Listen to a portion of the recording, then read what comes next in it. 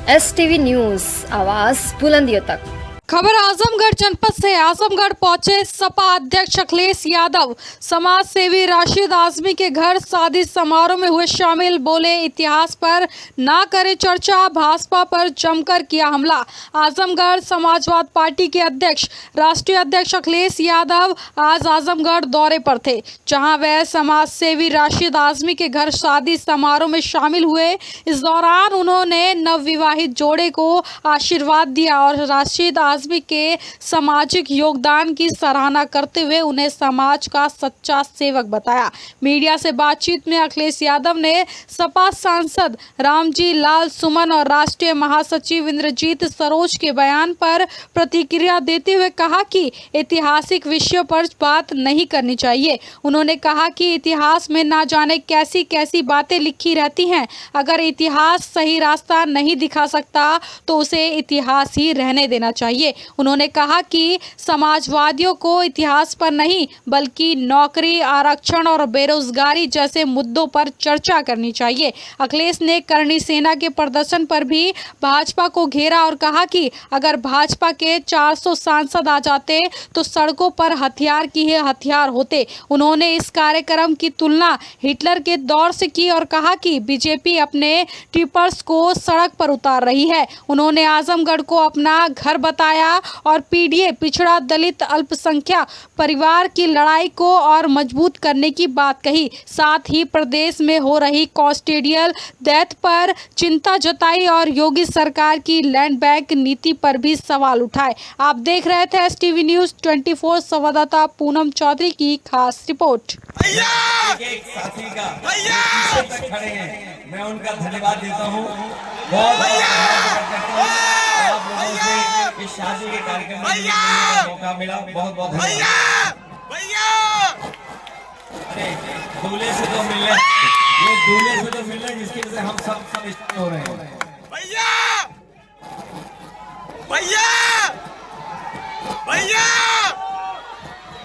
सुनिए ना भाई साहब, सब लोग अगर एक नीचे एक बार कम उसमें हम लोग लेके आते हैं, लेकिन सब लोग रोड से जाइए।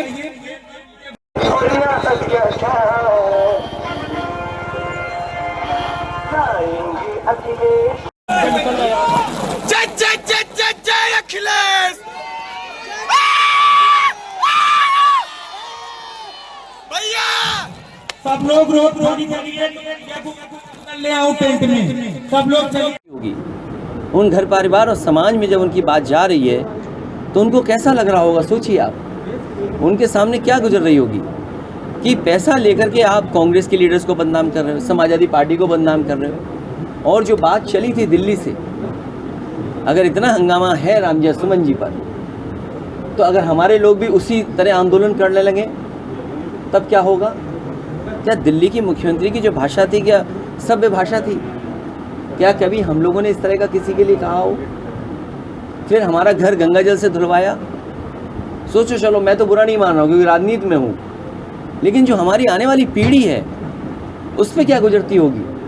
आप में से बताओ कि अगर आपका घर हो, हम गंगा जल से धुलवा दें तो क्या गुजरेगी आप पर? ये वही समझ सकता है जिसके ऊपर गुजरी हो। बाबा साहब भीमराव अम्बेडकर जी पे गुजरा था। उन्हें तालाब में पानी पीना नहीं देते थे जहाँ जानवर पानी पीते थे। उन्हें कक्षा में जो भेदभाव होता था उनका, और तमाम हमारे दलित समाज के लोग हैं वो जानते होंगे उनसे क्या क्या नहीं गुजरी। उनको छू देते थे तो नहाना पड़ता था, परछाई न पड़ जाए, कुछ मटका बांधते थे। तो ये बुराइयां समाज की थीं।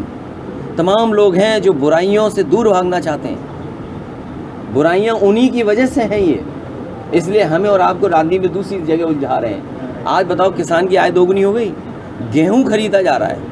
सरकार ये कह रही है इस रेट से ज़्यादा नहीं खरीद सकते प्राइवेट लोग। क्यों नहीं खरीद सकते? क्योंकि सरकार कंपटीशन नहीं होने देना चाहती है। अगर कंपटीशन होगा तो आड़तियाँ महंगा खरीदेंगे गेहूँ। सरकार मिल गई बड़े उद्योगपतियों से और उद्योगपति से मिलकर के गेहूँ को सस्ता खरीदवा रही है, क्योंकि कल वही उद्योगपति जब आपको आटा देंगे, आटे पे कितना गुना मुनाफा होगा, आपको बिस्किट देंगे कितना मुनाफा होगा। 2-2, 3-3 बड़ी कंपनियों को लाभ होने के लिए महंगा नहीं बिकने दे रही सरकार। सोचो, कहीं दुनिया में ऐसा देखा होगा कि सरकार पाबंदी लगाती हो? मैं तो कहूँगा आज तक वालों से इस पे स्टोरी करें। इन्हें करना चाहिए, इनको प्रवक्ता नहीं बनना चाहिए बीजेपी का, घरेलू गैस का ये रिपोर्टर रहना चाहिए करने नहीं। के लिए मुर्शिदाबाद हिंसा पे वो आदमी साहब ने कहा था कि बीजेपी पलायन करा रही है हिंदू को, इस पे क्या कहेंगे आप? देखिए, ये कहीं भी इस तरह के दंगा और घटना हो, हम उसका विरोध करते हैं, निंदा करते हैं। हमें उम्मीद है वहाँ पर होगी, उन घर परिवार और समाज में जब उनकी बात जा रही है तो उनको कैसा लग रहा होगा, सोचिए आप।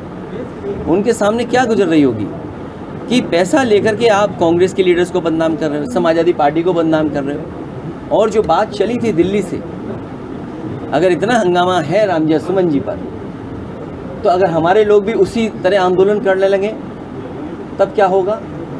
क्या दिल्ली की मुख्यमंत्री की जो भाषा थी क्या सभ्य भाषा थी? क्या कभी हम लोगों ने इस तरह का किसी के लिए कहा हो? फिर हमारा घर गंगा जल से धुलवाया।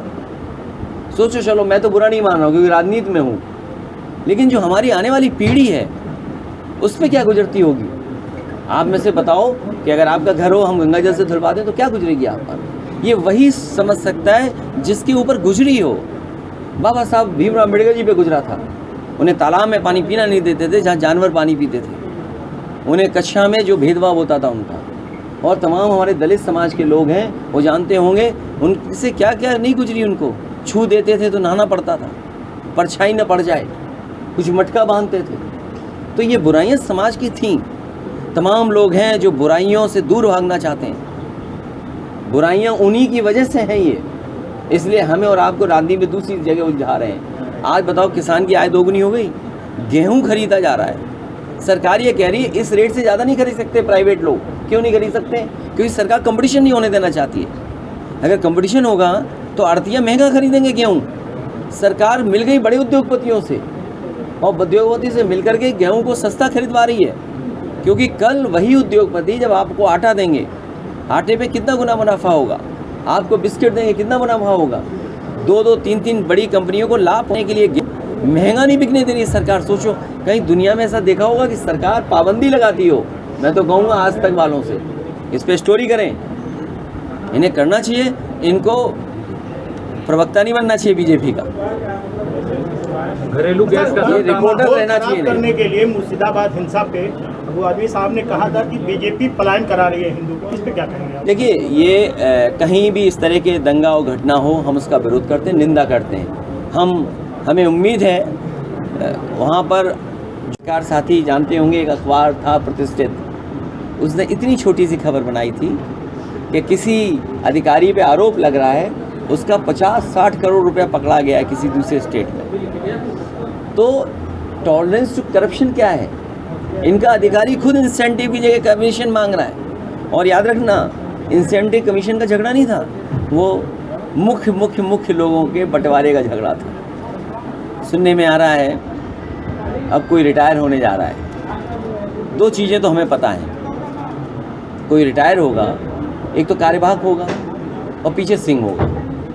2 चीज़ें तो हमें पता हैं। बीच का नाम आप बता देना हमें। एक, अभी कोई रिटायर होने जा रहे हैं, सुनने में आ रहा, बड़ा चर्चा है, लोग हमसे भी पूछते हैं कि कौन होगा, तो हमने कहा हम इतना नहीं जानते, हम इतना जानते हैं कि वो कार्यवाहक होगा और नाम में सिंह होगा पीछे।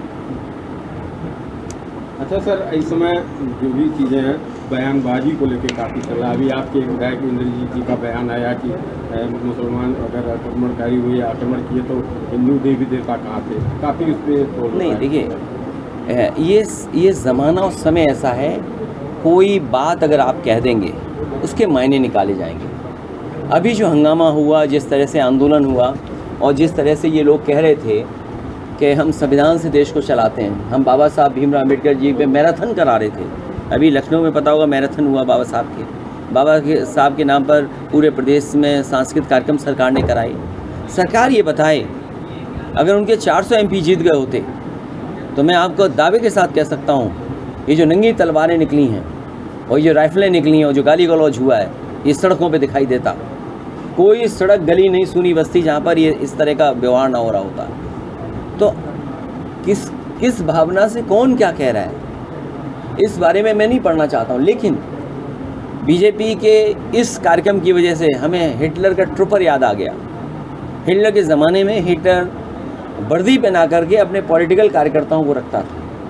जिससे कभी किसी पॉलिटिकल पार्टी से बदला लेना हो, किसी की पिटाई करवानी हो, तो वो पुलिस की वर्दी में रहते थे। ये जो सेना है ना दिखाई दे रही है, सब बीजेपी के ट्रूपर्स हैं। ये गलती मत करना, ट्रूपर्स हैं ये सब, बीजेपी के ट्रूपर्स हैं। इसलिए जो जिन परिस्थितियों में हमें राजनीति करनी है, क्या बोलना है, किस तरह बोलना है, उस बोलने की कितनी सच्चाई है, क्योंकि हम बीजेपी से नहीं लड़ सकते हैं। अब आप सोशल मीडिया के प्लेटफॉर्म देखिए, हमें क्या क्या बना दिया उन्होंने।